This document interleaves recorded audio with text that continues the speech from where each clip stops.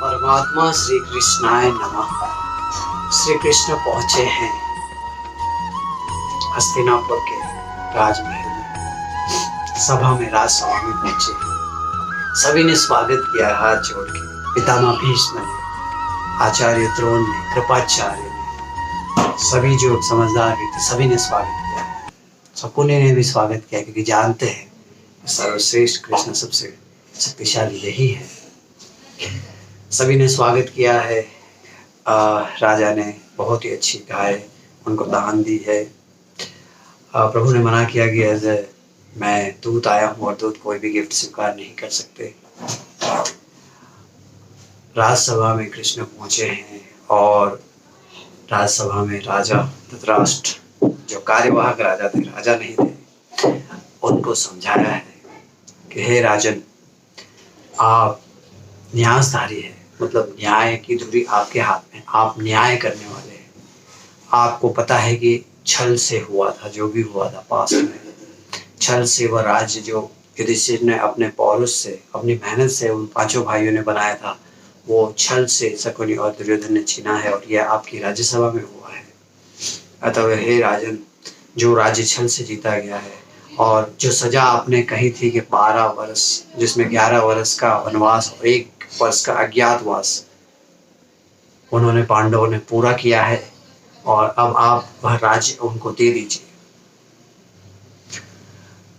धृतराष्ट्र चुप है। राजा का मौन सबसे खतरनाक है किसी भी राज्य के लिए, देश के लिए। लीडरशिप अगर साइलेंट रहती है, ये बहुत ही डेंजरस बात होती है। दुर्योधन ने कहा, नहीं, मुझे ये प्रस्ताव मंजूर नहीं है। दुर्योधन के कहते ही पितामह भीष्म और द्रोण को और कृपाचार्य को थोड़ा सा क्रोध आया कि तुम सुनो, पहले वो क्या कह रहे हैं, उनकी बात सुनो। वो जो कह रहे हैं वही धर्म है, वही सत्य है, वो इसी चीज को तुम्हें फॉलो करना चाहिए। दुर्योधन ने कहा नहीं। तब कृपाचार्य कहते हैं कि देखिए, श्री कृष्ण मित्र की भाषा बोल रहे हैं। तो दुर्योधन ने पूछा, ये मित्र की भाषा है तो शत्रु क्या है? दुर्योधन ने पूछा। तो कृपाचार्य द्रोण समझाते हैं, जो अनावश्यक युद्ध के लिए आपको इंस्पायर करे या आपको इन्फ्लुएंस करे कि नहीं लड़ना है जाके, वह शत्रु है, क्योंकि वो आपका हित नहीं चाहता और राज्य का हित नहीं चाहता। युद्ध में लाखों लोग मरते हैं, कोई भी युद्ध देख लीजिए, हजारों लाखों फैमिलियां तबाह होती है। इसलिए कृपाचार्य, द्रोणाचार्य और भीष्म पितामह जो समझदार है, धृतराष्ट्र की राजसभा में समझा रहे हैं कि मत करो युद्ध, युद्ध को टालो, जैसे भी संभव हो युद्ध को टालो। दुर्योधन नहीं मान रहा कि ये प्रस्ताव तो मुझे मंजूर नहीं है, कोई और प्रस्ताव हो तो कहिए।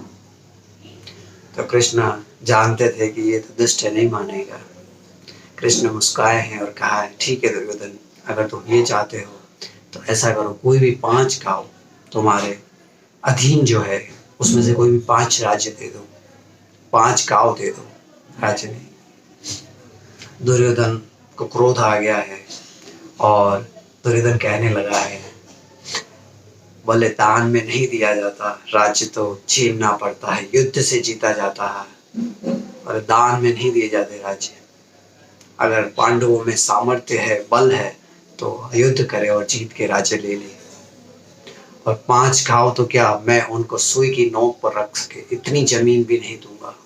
इस तरह से अनाप शनाप बोलने लगा है, बुद्धि भ्रमित हुई है। ऐसा कहते हैं, विनाश काले विपरीत बुद्धि, यानी जब आपका विनाश होने वाला है तब आपकी बुद्धि, आपका मन, आपका ब्रेन काम नहीं करता। इसीलिए जब संकट का समय हो, मन को धैर्यवान रखिए, कुछ भी मत बोलिए, वरना बाद में आपको बहुत पछताना पड़ना पड़ता है। इसीलिए कहते हैं कि मौन रहने में 9 गुण है। मौन रहना 9 गुण बताता है, बिना बोले।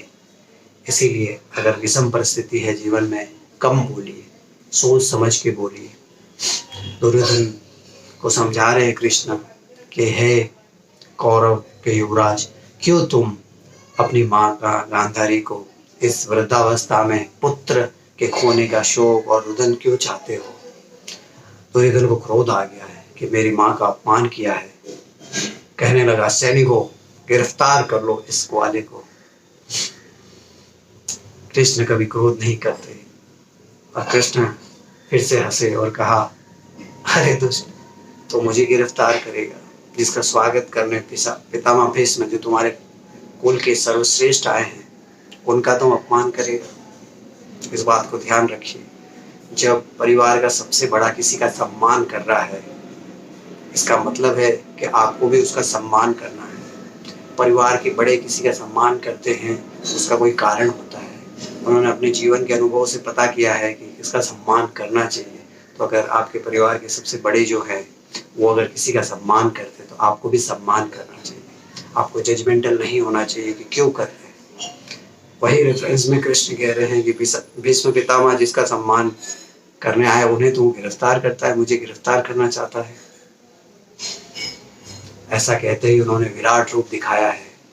चारों तरफ हजारों सूर्य की रोशनी हो गई है, किसी को कुछ दिखाई नहीं दे रहा है। सब हाथ जोड़े खड़े हैं। जो समझदार थे वो भीष्म पितामह, कृपाचार्य, द्रोणाचार्य सब हाथ जोड़ के खड़े हैं।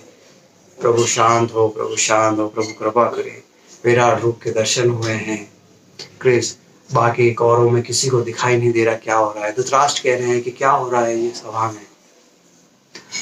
तो कृष्ण कहते हैं, हे धृतराष्ट्र, हे राजन, मैं तुम्हें दृष्टि देता हूँ, तुम देखो। जैसे उन्होंने दृष्टि दी है, धृतराष्ट्र की आंखें जलने लगी है। उन्होंने हाथ जोड़ के प्रार्थना की, प्रभु आप मेरी दृष्टि वापस ले लीजिए, मुझे नहीं चाहिए, मेरी आंखों में बहुत जलन हो रही है। प्रभु ने दृष्टि वापस ली है और प्रभु फिर वहां से निकले हैं। सभी लोग हाथ जोड़े हैं कि प्रभु नहीं जाइए। 56 भोग बनाए हैं राजन ने। प्रभु ने कहा कि भोजन मित्र के यहाँ करना चाहिए, या किसी को जानते हो सदपुरुष हो उसके घर में भोजन करना चाहिए। कृष्ण कहा, अब तुम हमारे मित्र नहीं हो, तुम पांडवों के शत्रु हो, क्योंकि तुम युद्ध के लिए कह रहे हो। तो अब मैं भी आपका शत्रु हूँ, क्योंकि मैं पांडवों का मित्र हूँ। तो राजनीति के हिसाब से मैं आपके यहाँ भोजन नहीं कर सकता। वहां से निकले हैं महल से, क्योंकि भक्त विदुर जी को कह दिया था इशारा में, विदुर जी समझे नहीं, घर आ गए। वहां से निकले हैं। सारथी को कहा, हे सारथी, ऐसा करो, रथ विदुर जी के घर कुटिया की तरफ ले चलो। विदुर जी और विदुर पत्नी दोनों घर आए हैं। उनको लगा प्रभु ने हमको देखा नहीं। प्रभु ने देखा, स्मित किया, पर प्रभु ने कहा नहीं कि मैं आ रहा हूँ। भगवान की भक्ति में बैठे हैं और भगवान तो स्मित कर रहे हैं वहाँ बाल गोपाल। और विदुर पत्नी गुस्सा हो रही है कि भगवान बहुत बड़े हैं, बड़े राजा हैं, बड़े सबसे बड़े हैं, तो हमारे गरीब के यहाँ नहीं आएंगे वो। प्रभु उसमें हास्य कर रहे हैं। प्रभु बाहर आके खड़े हैं और वो कहते जा रही है, ऐसे हैं भगवान, तो मेरे नहीं आओगे क्या, मेरा जीवन तो अब समाप्त होने वाला है। गुस्सा आते आते रोना आ गया है, आंखों से आंसू बह रहे हैं। प्रभु अंदर आए हैं, काकी कहकर संबोधन किया है। इतनी प्रसन्न हुई है विदुर पत्नी कि उन्हें ध्यान ही नहीं रहा। प्रभु आ चुके हैं, आकर प्रणाम किया है। प्रभु ने काकी कहकर संबोधन किया, सम्मानित किया है। प्रभु का सम्मान मिलते ही सारा क्रोध सब चला गया। आनंद की अनुभूति हुई, परम आनंद प्राप्त हुआ है। विदुर जी को भी प्रणाम किया है। विदुर जी भी परम आनंदित हुए हैं। कहा है कि काका भोजन करा दीजिए, इतनी मासूमियत से कहा है प्रभु ने। आसन दिया है। आसन में घर में जो सूखी रोटी थी, जो रोटी बनी थी, वह खिलाई है, सब्जी दी है। प्रभु सूखी रोटी खा रहे हैं, पर स्वाद उनको मेवे से भी अधिक आ रहा है। कहा, प्रभु यही है हमारे। प्रभु ने कहा, ये मीठे मेवे से भी, राजमहल में जो मेवे बनते हैं या 56 भोग है, उससे भी मुझे बहुत अच्छी लग रही है। विदुर पत्नी इतनी आनंदित हो चुकी है कि केले के छिलके उन्हें दे रही हैं और केले अलग कर रही है। और प्रभु इतने ज़्यादा उनसे खुश है, उनकी भक्ति से, कि वो केले भी खा रहे हैं। प्रभु ओम सर्वे भवन्तु सुखिनः, सर्वे सन्तु निरामया, सर्वे भद्राणि पश्यन्ति मा कश्चित् दुःखभाग्य भवते। ओम शांति शांति शांति। हरे कृष्णा कृष्णा कृष्णा हरे हरे।